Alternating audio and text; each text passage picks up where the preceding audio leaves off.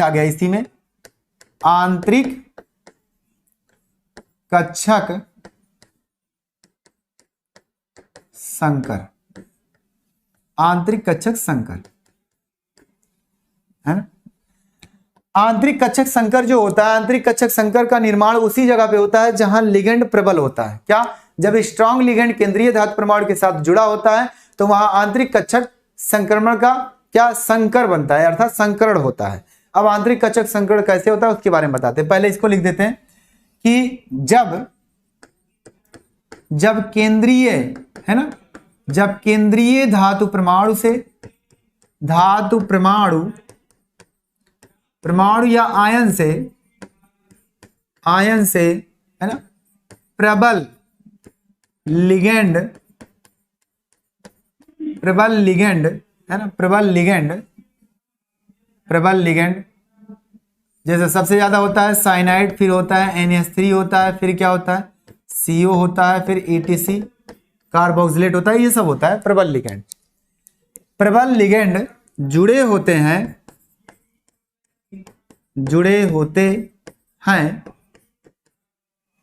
तब इस प्रकार का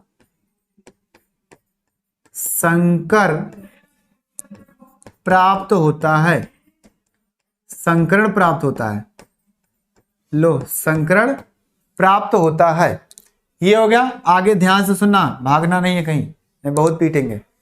क्या हुआ? इस प्रकार का संकरण प्राप्त होता है। जैसे आप मान लो एग्जांपल मेरे पास पोटेशियम फेरोसाइनाइड, पोटेशियम फेरोसाइनाइड को अगर पूछा जाए कि ये किस प्रकार का है, इसकी संरचना कैसी होगी और इसकी इलेक्ट्रॉनिक विन्यास में बायोकोष में कितने इलेक्ट्रॉन है और ये क्या है, चुंबकीय गुण दिखाता है या नहीं दिखाता है, आपके ये सवाल बन सकते हैं इसमें पोटेशियम फेरोसाइनाइड पर। आओ मैं उसी को दिखाता हूं।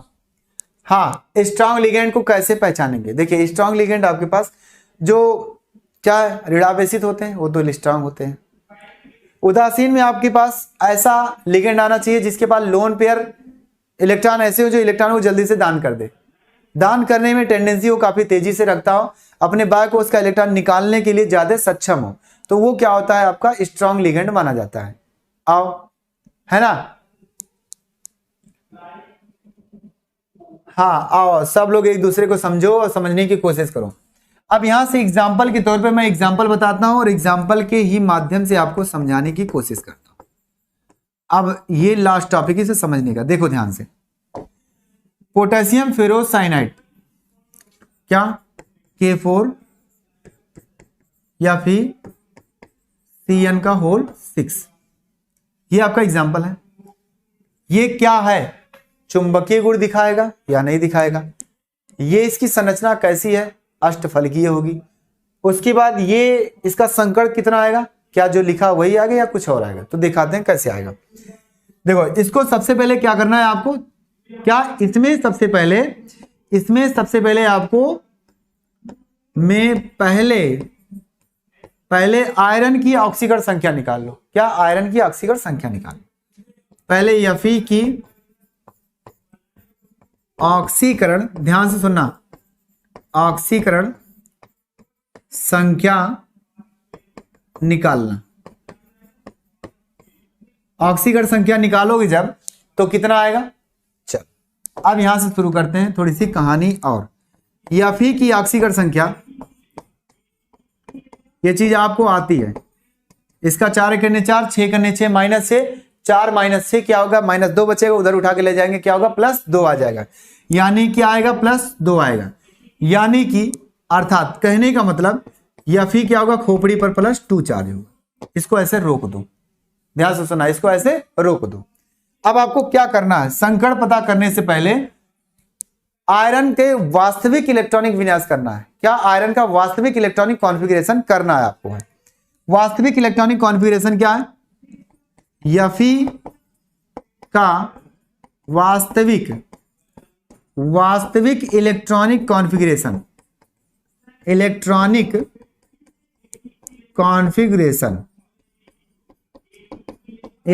कॉन्फ़िगरेशन क्या होगा। परमाणु क्रमांक कितना होता है सर, 26 होता है। इलेक्ट्रॉनिक विन्यास करो। क्या सर, Fe 26 करो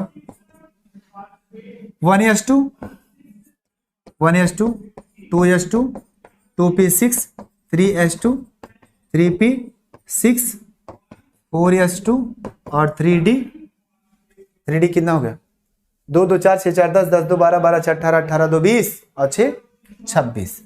ये आ गया, कितना आ गया? यानी कि इलेक्ट्रॉनिक विन्यास हमने कर दिया। करने के बाद अब अगर इस पर +2 चार्ज आ रहा है, इसका मतलब ये क्या है? उत्तेजित अवस्था अर्थात first excited state. First excited state में क्या है? ये 2 इलेक्ट्रॉन का निष्कासन करता है। 2 इलेक्ट्रॉन जब निकालेगा तभी तो उसके ऊपर 2 चार्ज लगेगा। हाँ सर लगेगा। अब आपको क्या करना है? इस वास्तविक इलेक्ट्रॉनिक विन्यास को आयनिक इलेक्ट्रॉनिक विन्यास बनाना है। इसका मतलब कितना बनाना है?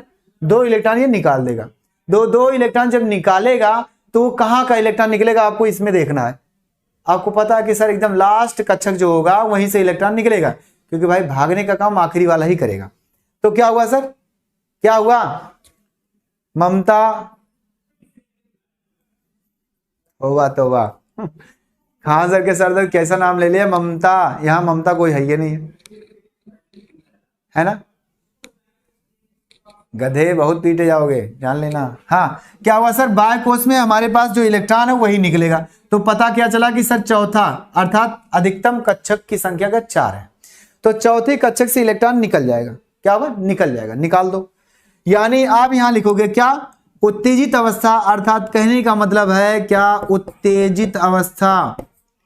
उत्तेजित अवस्था, उत्तेजित अवस्था में आपके पास Fe+2 जो लिखा है इसका इलेक्ट्रॉनिक विन्यास जब करोगे तो आपके पास आएगा 1s2 2s2 2p6 3s2 और 3p है ना 6 और उसके बाद 4s0 हो गया, 3d6 बचा है और 4s0 और बगल में 4p भी बचा है 0। ऐसे लिख लो थोड़ा टाइम के लिए। हो गया? 2 इलेक्ट्रॉन हमने निकाल दिया। 26 था, 2 निकाला, 24 बचा। यहाँ 24 इलेक्ट्रॉन है। क्या? 24 इलेक्ट्रॉन यहां है। ये हुआ। अब जब 24 इलेक्ट्रॉन लिख दिया हमने तो फिर आगे क्या होगा देखो। आप अब यहां से समझने की कोशिश करना। हम यहां बनाते हैं d ऑर्बिटल। सबसे पहले क्या होगा? d orbital. ध्यान से सुनना। d orbital 1 2 3 4 5। फिर क्या है? s। फिर क्या है आपका? p। ध्यान से सुनना। 1 2 3 4 5। ये 3d6 है ना, 4s0 अब 4p0। ठीक। यहां 3d6 हमने 5 और 1 6 उनके नियम के अनुसार भर दिया। भरने के बाद क्या हुआ कि सर अब यहां आपका लिगेंड का रोल आएगा। क्या? लिगेंड का रोल। इतना काम आपको पहले करना है। करने के बाद लिगेंड का रोल क्या आएगा कि जब हमारा लिगेंड CN साइनाइड है, कितनी बार है? 6 बार है। इसका मतलब ये 6 लोन पेयर इसके इलेक्ट्रॉन होंगे। क्या? 6 बार साइनाइड है अर्थात 6 नाइट्रोजन है, और 6 नाइट्रोजन है तो एक नाइट्रोजन के पास क्या होता है? एक लोन पेयर इलेक्ट्रॉन होता है, एक युग्म इलेक्ट्रॉन होता है। और एक युग्म अर्थात एक जोड़ा इलेक्ट्रॉन जो होता है तो टोटल कितना होगा सर? 12 जोड़े हो जाएंगे। अर्थात 12 जोड़े इलेक्ट्रॉन यहां होंगे। मतलब सॉरी 12 जोड़े करें, 6 जोड़े होंगे 12 इलेक्ट्रॉन होंगे। 6 जोड़े होंगे 12 इलेक्ट्रॉन, यानी कि 12 इलेक्ट्रॉन अगर आ रहा है, 6 जोड़ा है यहाँ पे, तो 6 जोड़े का मतलब क्या होगा सर? 6 ऑर्बिटल में जाएंगे। क्यों? क्योंकि एक ऑर्बिटल में एक जोड़ा इलेक्ट्रॉन होता है। केवल एक ऑर्बिटल में एक जोड़ा इलेक्ट्रॉन होता है, तो 6 ऑर्बिटल में क्या होगा? 6 जोड़े इलेक्ट्रॉन होंगे। अब बात आती है सर कैसे काम करेगा। पहले ये अगर है तो इसकी वजह से ये जो इलेक्ट्रॉन सिंगल है ना, ये डबल हो जाएंगे। जब तक ये डबल नहीं होंगे तब तक ये अपना इलेक्ट्रॉन देगा नहीं। यानी इसका प्रभाव इसके ऑर्बिटल पर पड़ेगा और हुंड के विपरीत नियम का पालन करेगा। क्या? हुंड के विपरीत काम करना शुरू कर देगा, अर्थात ये इलेक्ट्रॉन डबल हो जाएगा। यानी पहले उधर डबल होंगे उसके बाद ही इधर आएगा। अब कैसे होता है और दिखाते हैं। क्या? यहां से इतनी बातें आपको समझ में आई? इतना स्क्रीनशॉट लो, यहां से फिर मैं आगे बताऊंगा आपको। इतनी बातें अगर आपको समझ में आ गई तो स्क्रीनशॉट लो जल्दी से।